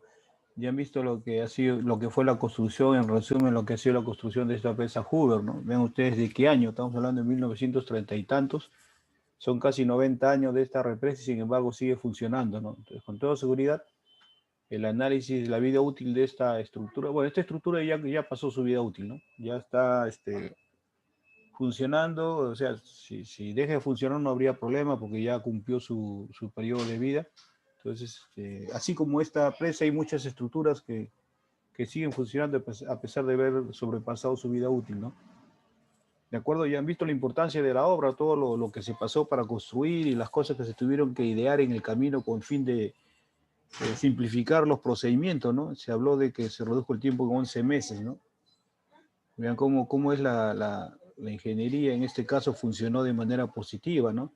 Una obra diseñada por una cantidad de tiempo se hizo en 11 meses menos, ¿no? Aquí en nuestro país, sobre todo en las últimas obras que hemos tenido, de las cuales ustedes tienen conocimiento con toda seguridad, sucedió lo contrario, ¿no? un tiempo X se volvió 2X o 3X, ¿no? Y los precios también se duplicaron o triplicaron o cuadruplicaron, como fue el caso del Metropolitano, ¿no? Que terminó costando 4 veces más de su diseño, ¿no? Pero son cosas que suceden, bueno, por cuestiones políticas o técnicas, bueno, que ocurre en cada país, ¿no? Pero eso es lo que pasó en esta presa Hoover y por eso tiene toda esa significancia, ¿no? ¿Alguna consulta, muchachos? ¿Ningún comentario? Entonces estas son las características de esta presa, ya saben que tiene bastantes años de construida. Y ahora vamos a ver acá, yéndonos a la zona de nosotros nos encontramos, tenemos la presa Itaipú, que se encuentra justamente en el límite de Brasil con Paraguay, ¿no? Hay una zona en la cual limitan los tres países, limitan Brasil, Paraguay y Argentina, ¿no? Es una zona que es de limitación en la cual en un lado está Brasil, al costado está Argentina y al frente está Paraguay, ¿no? Justamente en esa zona se ubica cercana a esa zona se ubica esta represa de Itaipú. Y entonces tenemos acá sus características, ¿no? Acá ven ustedes, se nota el agua, lo que está saliendo, ustedes observan por acá es el vertedero de excedencia, ¿no? Y si el agua está pasando por encima es porque el embalse se ha llenado. Ven ustedes acá detrás del embalse, no se nota una zona bastante extensa, ¿no? Y acá están sus características, se ubica en el río Paraná, que está en Brasil. Su altura es de 196 metros, casi 200 metros. Su longitud, vean ustedes, ¿no? Son 7,7 kilómetros de longitud de presa, ¿no? En el caso de la presa Hoover era 380 metros y acá es 7,7 kilómetros. Ven la diferencia que hay con respecto a la otra presa, ¿no? Es bastante extensa la longitud de la presa de Itaipú. Su almacenamiento tiene 29.000 millones de metros cúbicos y es la segunda planta hidroeléctrica más grande del mundo con una potencia instalada de 14.000 megawatts.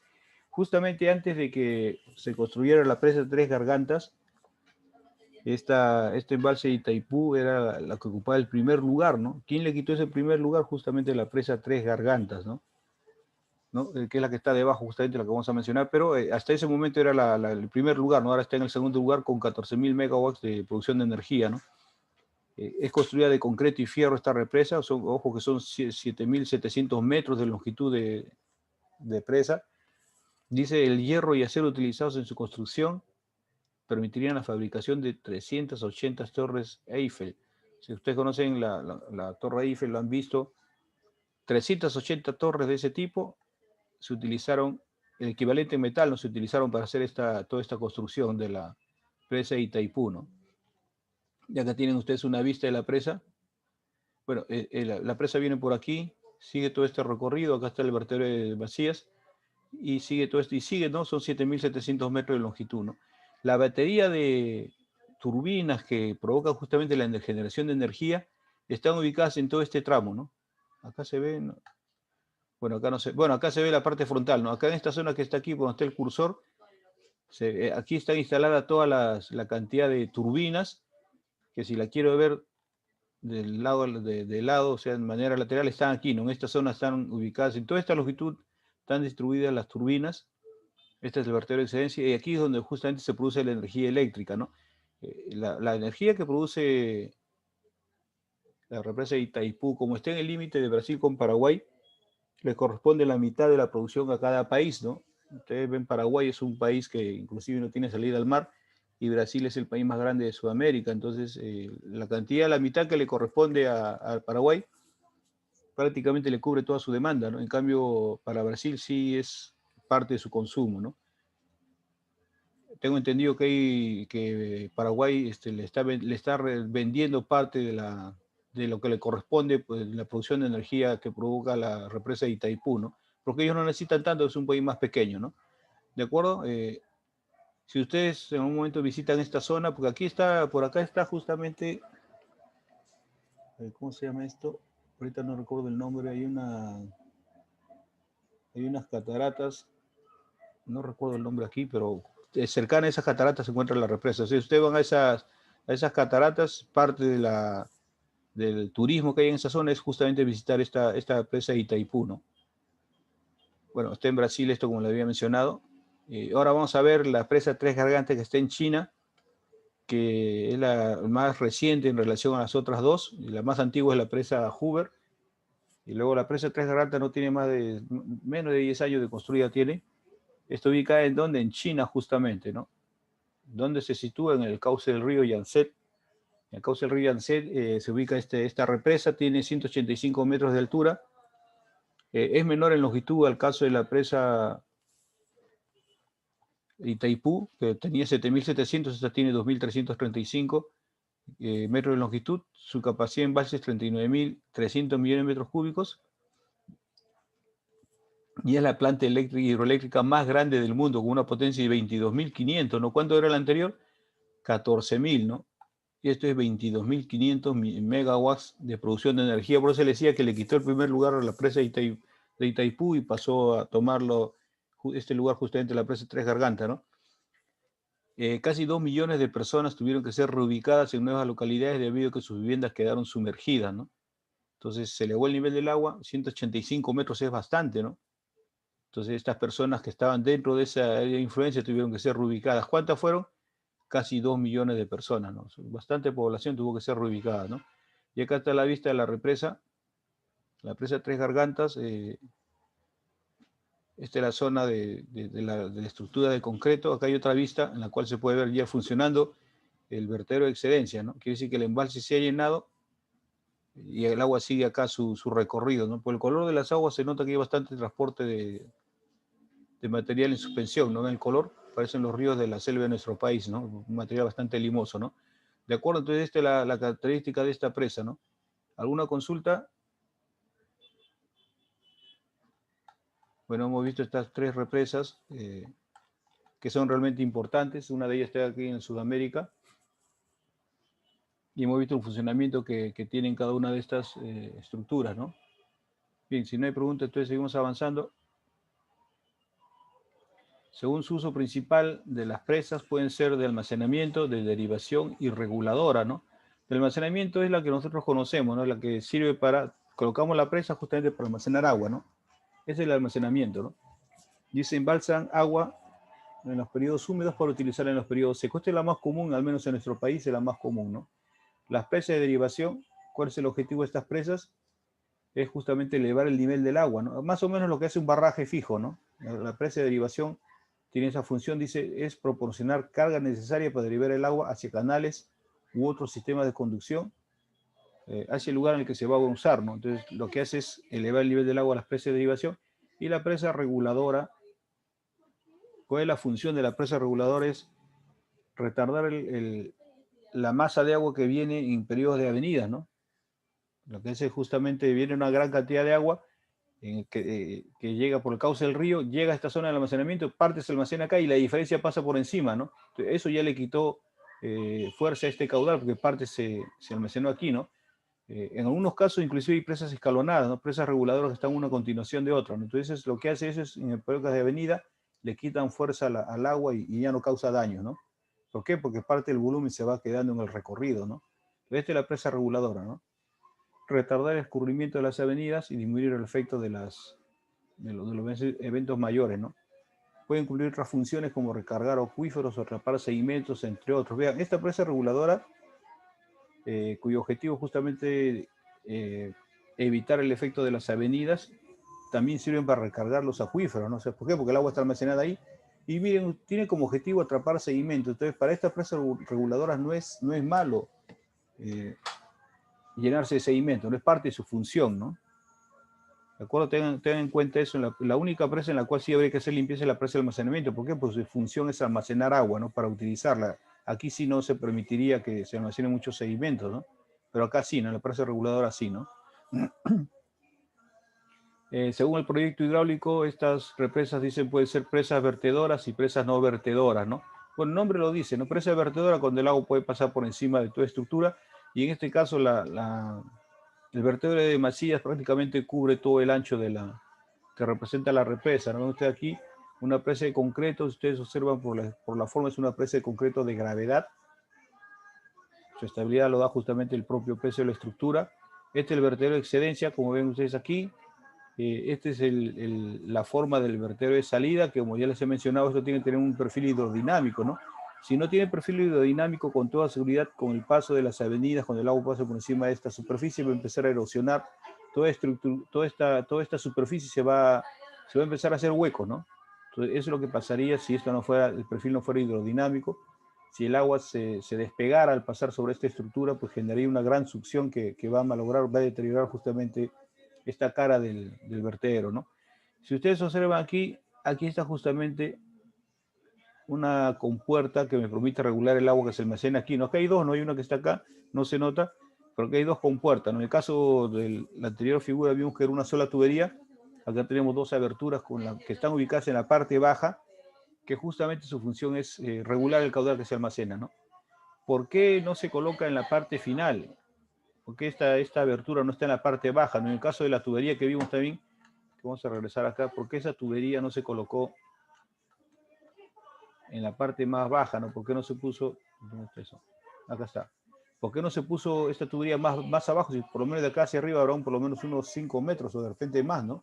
¿Por qué no se colocó más bajo? ¿Por qué se colocó a una cierta altura respecto al fondo?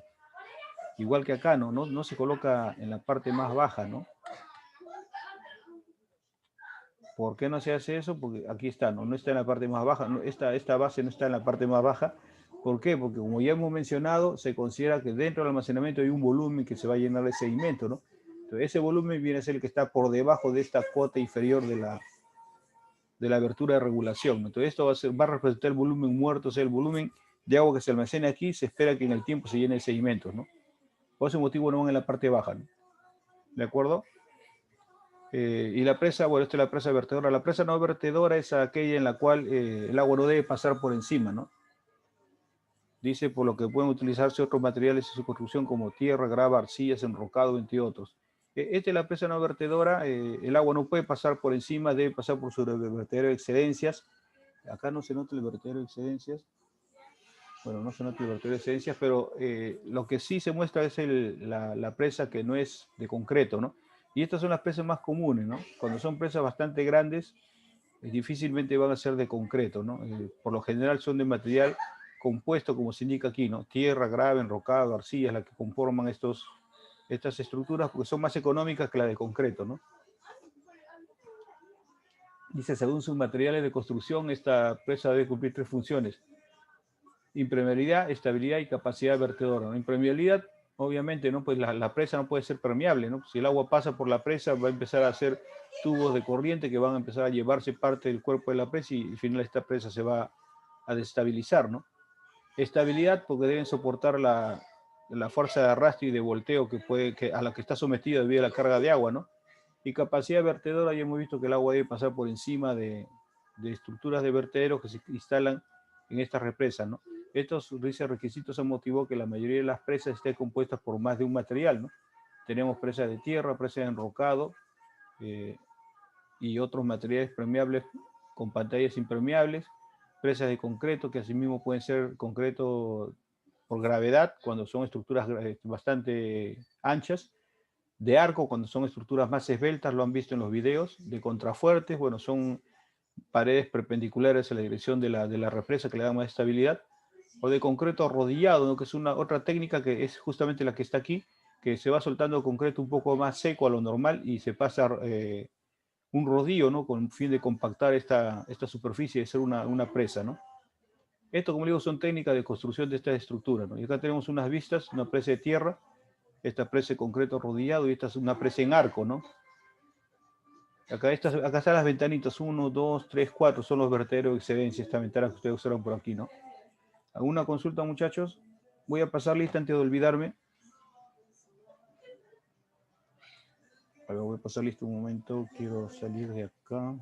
Se usan 3 tipos de presa para la construcción. Disculpe, se volvió a activar. Las presas de gravedad son esto ahora sí. Atentos a la lista, por favor. A Chuy sí está porque me hizo una pregunta. Aguilar Jiménez. Aguilar Jiménez está. Aguilar Medina. Presente, ingeniero. Aguirre Puyas, perdón. Presente, ingeniero. Argandoña.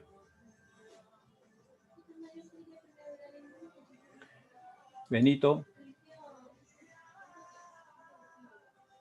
Benito se encuentra. Cáceres Díaz.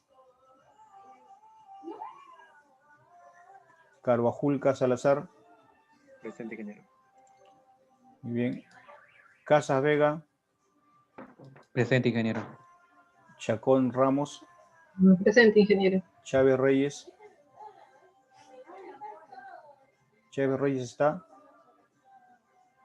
Condori Nina. Condori Oré. Cristóbal Chaparro sí está. Eusebio Palomino. Cristóbal Chaparro, claro, sí, me hiciste una pregunta justamente. Eusebio Palomino está. Guevara Martínez. Tampoco está Guevara. Huacharaqui Barrientos.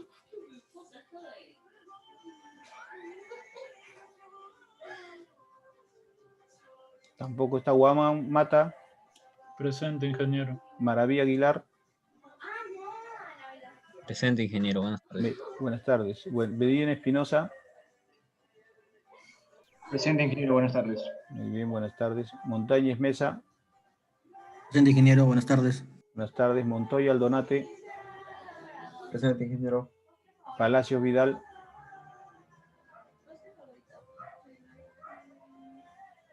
No está Palacios. Palma Salazar. Presente, ingeniero. Peña Peralta. Presente, ingeniero. Pérez Méndez. Presente, ingeniero. Ramos Mendoza. Presente, ingeniero. Rivera Acuña.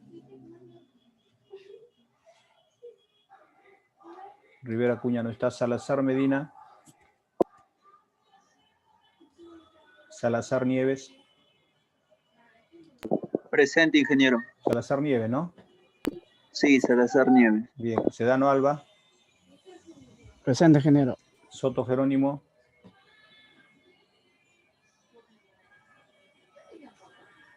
Soto no está. Zulca Martínez. Presente, ingeniero. Tarazona Cisneros. Tarazona no está. Vega Alvarado. Presente, ingeniero. Muy bien, Vega. Bien, vamos a grabar esto. ¿Alguien que no haya contestado? Bien, todos han contestado aparentemente.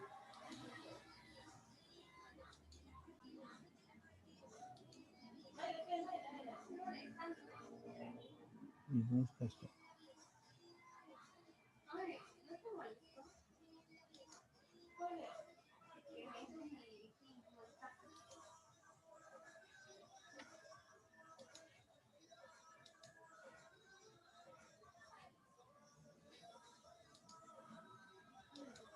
Bien, entonces seguimos con esto.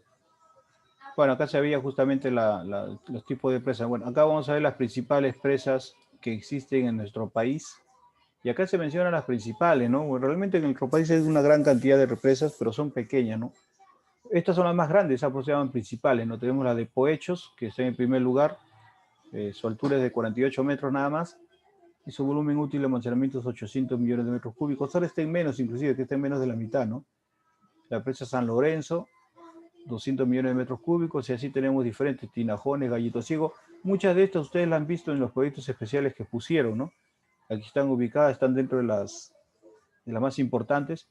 La presa de Viconga y Uranmayo se encuentran en Lima, ¿no? Viconga se encuentra en la zona en la Sierra de Lima, en Cajatambo, y Uranmayo aquí más arriba de San Mateo, ¿no? Son represas cuyos volúmenes se indican aquí. Choclococha, Condoroma, Paña, El Fraile, Aguada Blanca están en Arequipa, Pasto Grande está en Tacna, Upamayo está en el centro, ¿no? Igual que Macocha, Malpaso, Tablachaca, bueno, Lagunillas está en Puno, ¿no? Estas son las presas y acá está el tipo de presa, tierra. La mayoría es de tierra, ¿no? La presa de Viconga es de gravedad de concreto, o sea, es una estructura bastante ancha. Las demás son de tierra, vean, Poechos es de tierra, ¿no? Es un material compactado, ¿no? Con corazón de un material impermeable para que el agua no filtre, ¿no? La mayoría, como digo, es de tierra porque justamente es un material más económico, ¿no? Imagínense si Poechos tiene varios kilómetros de longitud, hacerlo de concreto hubiera salido pues demasiado costoso, ¿no?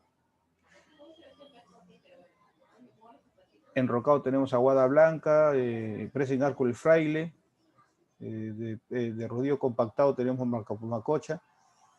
malpasos de enrocado y tablachaca de concreto, ¿no? Bueno, estos son las principales presas. La ubicación de estas presas se encuentra aquí justamente, ¿no? Aquí están en la zona norte, Poecho, San Lorenzo, Tinajones, Gallito Ciego, Vicuña, Yuragmayo en la zona de Lima, como les decía. Acá están las que están en el centro y acá están las que están en la zona de Arequipa y en la Sierra de Tacna, ¿no? Aquí está la figura de Poechos. Vean ustedes una presa de tierra, ven la longitud, todo por donde está yendo el cursor, la longitud de Poecho, vean toda esta longitud que tiene, bastante extensa, ¿no?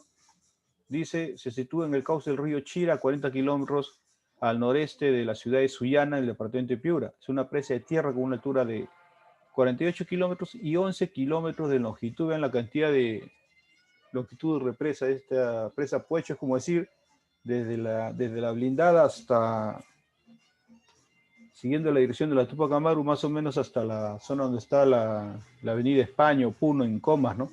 Esa longitud es la de la presa Poecho, ¿no? Entonces imagínense haberlo hecho de concreto, no salía a cuenta, ¿no? Y lo que almacena no es mucho, a ver, tremenda longitud de presa con una altura de 48 metros para almacenar 1.000 millones de metros cúbicos, pues comparando al estándar mundial es bastante escaso, ¿no?